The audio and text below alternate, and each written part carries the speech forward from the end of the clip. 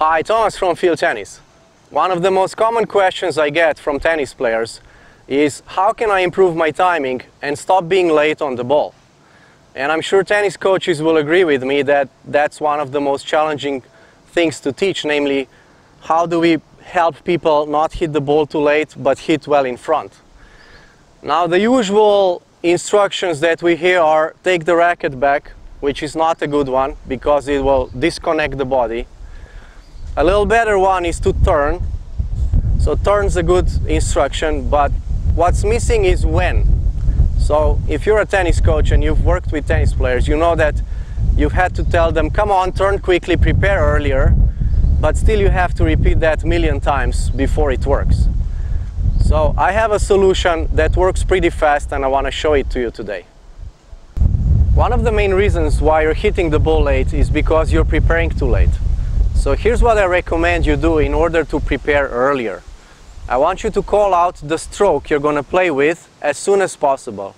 So as soon as you recognize the direction of the ball, whether it's going to your forehand or backhand, I want you to call out the stroke as soon as you know it. So let me demonstrate first, like stage one, just calling out the stroke as soon as I know it. Here we go. Forehand.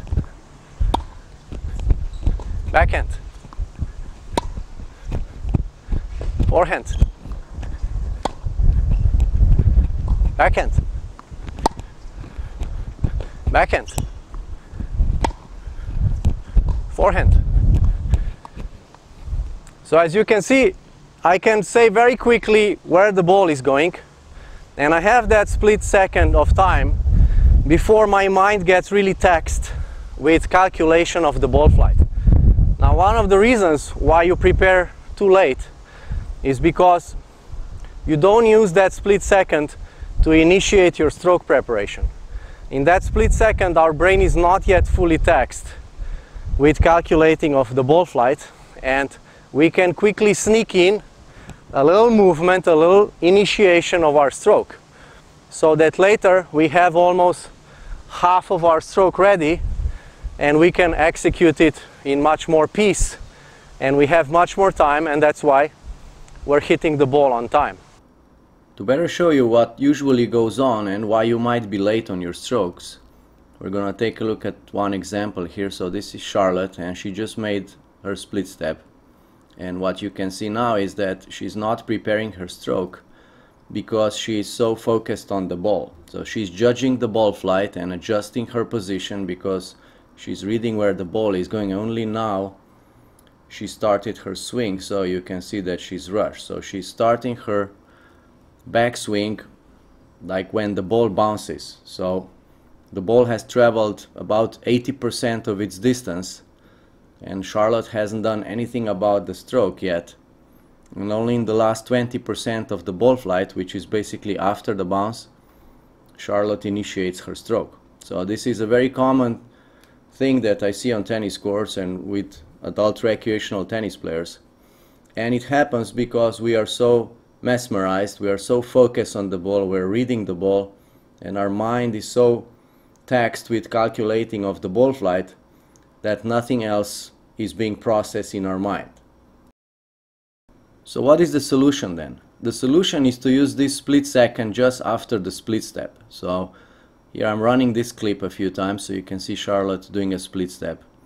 And just about now, just as she's done with the split step, that's when she can read the direction of the ball. She can tell whether the ball is going left or right. And this is where she can initiate the stroke. And that's why we use the calling out of the stroke, because at that moment our mind is not yet fully taxed, because reading the direction is not difficult, it's quite easy. But reading the ball's speed and depth and spin is very difficult, and that's when our mind will get very taxed, and that's when it will not remember to prepare the stroke. So we need to use that little split second where our mind can only read the direction of the stroke, and that's when we can initiate the stroke, do like 1/3 or 1/2 of our stroke, and we're gonna save ourselves a lot of time later when the ball actually comes closer to us.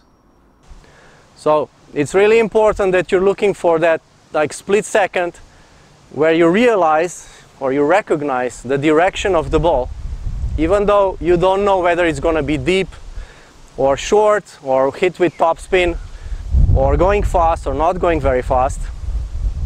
That will come later, but first you will recognize whether it's forehand or backhand. Now, what oftentimes happens when I work with players and I give them this drill is that they're going to say very quickly forehand, but they will not do it. So in time they become aware of it. So this is first an awareness exercise, that you realize that you already know what stroke you're going to play, but you're not doing anything about it. So once you become aware of it, that you've set, for example, backhand, but your racket's still here, then you'll be able to move to stage 2, which means that you will actually realize, okay, backhand, do something about your backhand. So if you just do a little bit, if you just initiate your stroke, then your timing will just naturally adjust to different types of balls. So you don't have to think, what do I do next? The next step is just trying to hit the ball well in front on time, and that will usually just work out. Here's an example of how much earlier Charlotte was able to prepare after a few minutes of practicing calling out forehand or backhand when the stroke happened. So you can see here how much earlier she was. So that's on a nice ball, and that enables her to be much more relaxed through the stroke, and you can see that that shows in her strokes. Now here's a situation where she's receiving a more difficult ball and she's backing off. And you can see that when she has, half of her stroke ready, as she's backing off, again she will be much more relaxed. And because of that, you can also see that she's maintaining much better balance, and that will of course result in a much more consistent ball. A little bit more advanced drill that you can do with your coach or with your partner is to have someone volley back to you when you're playing on the baseline. So, because now you have much less time, you will be forced to prepare earlier. Just don't hit the ball with full power back to them, just play very nice. But even if you don't think about it much, you will automatically have to prepare earlier. So here's an example of how I would do that with David. Here we go.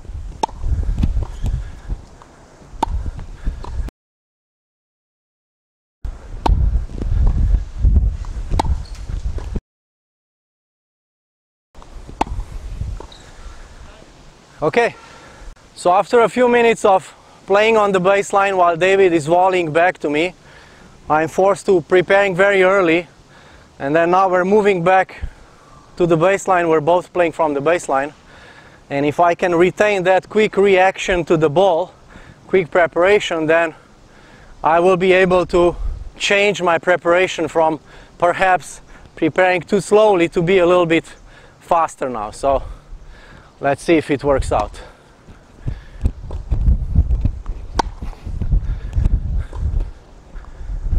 So right now I feel I have a lot of time because I've been preparing for a while very quickly, and now I feel I have to wait for the ball to come to me.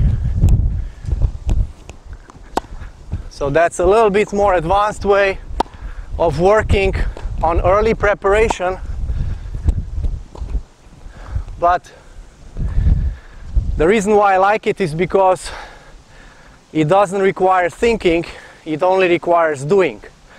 So it will be your subconscious mind that will arrange all that very naturally without you thinking too much, because as we all know, thinking too much might really hurt your game and take you away from paying attention to the ball and so on. And probably one of the reasons why you're also late on the ball is because you might be thinking too much. So try the exercise, let me know how it goes.